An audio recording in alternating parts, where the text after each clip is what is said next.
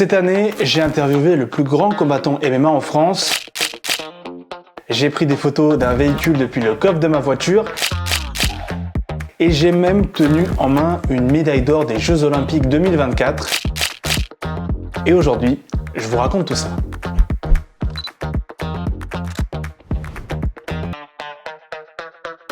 Salut à tous, c'est Mike et comme vous le savez, l'année 2024 se clôture et plutôt que de faire un showreel classique et de vous montrer des images de mon travail, cette année, j'ai décidé de vous raconter un peu plus en détail tout ce qui s'est passé pour moi en 2024. J'attaque directement avec, sans aucun doute, mon plus gros projet de 2024 qui a même débuté fin 2023, un documentaire sur 4 athlètes, Maxime Pianfetti, Manon Geneste, Cyrielle Duhamel et Manon Apiti-Brunet, pendant leur préparation pour les Jeux Olympiques et Paralympiques de 2024. C'était un projet fou que j'ai eu la chance de réaliser pour Kazam, avec qui vous allez voir, j'ai fait pas mal de projets cette année, grâce notamment à Marion que je remercie, qui nous a fait confiance.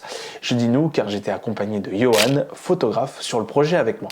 Au total, on a fait 11 journées de tournage dans les 4 coins de la France. On est parti par exemple en Bretagne, à Saint-Brieuc pour les championnats de France de handisport.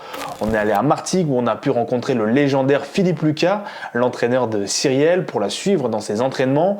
Et on a été aussi au Grand Prix d'Orléans d'escrime où on a suivi Maxime Pianfetti et Manon Apiti-Brunet. J'ai personnellement découvert des athlètes extraordinaire, tellement gentils, ils nous ont ouvert les portes de leur sport et j'étais fier car tous ont été contents du résultat final et il n'y a pas meilleure récompense.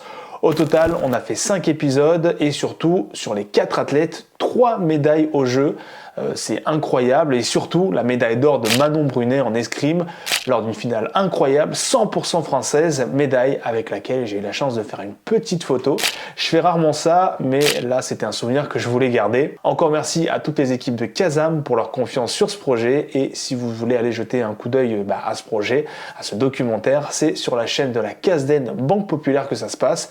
De toute façon, vous inquiétez pas, je vous laisse en description tous les liens de tous les projets dont je parle. Deuxième projet, toujours avec Kazam, toujours sur le sport, 2 portraits sur 2 athlètes paralympiques, Lucille Razé et Renaud Clerc pour Doctolib. On a eu 2 jours et demi au total pour tourner les interviews et les plans d'illustration, pour au final livrer 3 épisodes sur Lucille et 1 épisode sur Renaud. Ce que j'ai aimé sur ce projet, c'est qu'en plus d'avoir réalisé les 2 portraits, j'ai pu prendre en charge le montage du portrait de Renaud et j'ai vraiment eu carte blanche de la part à la fois de Kazam et de Doctolib et j'ai vraiment pu m'éclater à le faire et j'en suis plutôt fier. C'est avec le dernier projet dont je vais vous parler tout à l'heure, un de mes meilleurs projets visuellement. On a pu faire de superbes images et surtout pu découvrir 2 athlètes incroyables que sont Lucille et Renaud. Si vous voulez aller checker ça, c'est sur la chaîne YouTube de Doctolib. Allez, on finit avec les autres projets sympas que j'ai pu faire avec Kazam. D'abord, un shooting photo pour les U20 de l'équipe de France de rugby pour Manpower, toujours accompagné de Johan évidemment. C'était un moment super cool, les jeunes étaient vraiment contents d'être là et se sont vraiment prêtés au jeu avec grand plaisir, ce qui n'est pas toujours le cas lors des Media Day avec les athlètes et on a pu faire de superbes photos. J'ai aussi réalisé une interview de Cyril Gann pour Unibet. Cyril est vraiment super sympa, il a beaucoup d'humour et j'espère avoir l'occasion de retravailler avec lui à l'avenir. Et pour finir, j'ai pu tourner plusieurs fois cette année pour Lidl Cuisine et c'est sans nul doute mes tournages préférés car toutes les recettes qu'on filme, on les goûte juste après et ceux qui me connaissent le savent, j'aime bien manger. Cette année a été vraiment marquée par le sport avec Kazam et vous allez le voir, en 2025, c'est pas terminé. Avant de vous parler des projets que j'ai produits moi-même avec MKE Productions, on va parler de Cabocharts, une autre boîte de prod située à Lyon avec qui je bosse depuis plusieurs années déjà et avec qui cette année j'ai pas mal voyagé aussi. J'ai bossé sur beaucoup de projets avec la marque Asus en tant que réalisateur mais aussi monteur sur le terrain, vous allez voir. C'était vraiment sympa, j'ai pu aller à Rouen au Challenge Ecricom ou encore au Sable d'Olonne pour la croisière EDEC et sur pas mal d'autres salons et événements. J'ai même fait un salon à Disneyland Paris, je savais même pas qu'ils faisaient des salons là-bas. Et pourtant, ceux qui me connaissent le savent, j'y suis allé un bon nombre de fois. Bref, sur place, j'avais pour mission de tourner évidemment les plans de coupe, mais je devais aussi monter de courtes vidéos pour les réseaux sociaux le jour même, pour une diffusion le lendemain. C'était sport, mais c'est toujours un plaisir car les équipes d'Asus sont adorables. Vous l'avez vu, cette année, j'ai voulu m'ouvrir à de nouveaux projets et pour ça, j'ai dû travailler avec des boîtes de prod. Donc évidemment, ça me laisse moins de temps pour démarcher des clients de mon côté, mais j'ai quand même pu faire quelques projets sympas avec MKE Productions cette année.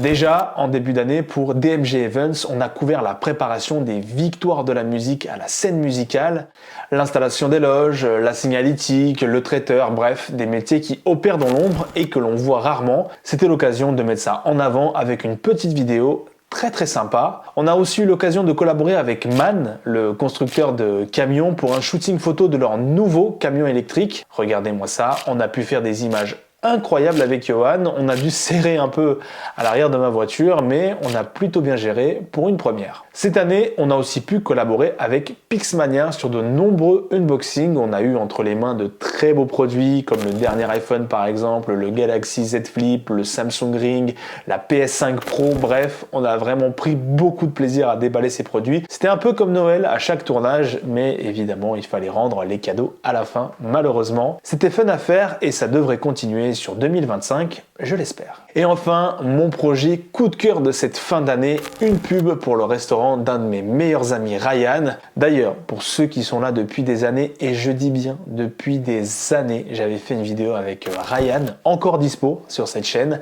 sur un jeu Lego, peut-être que certains s'en souviendront.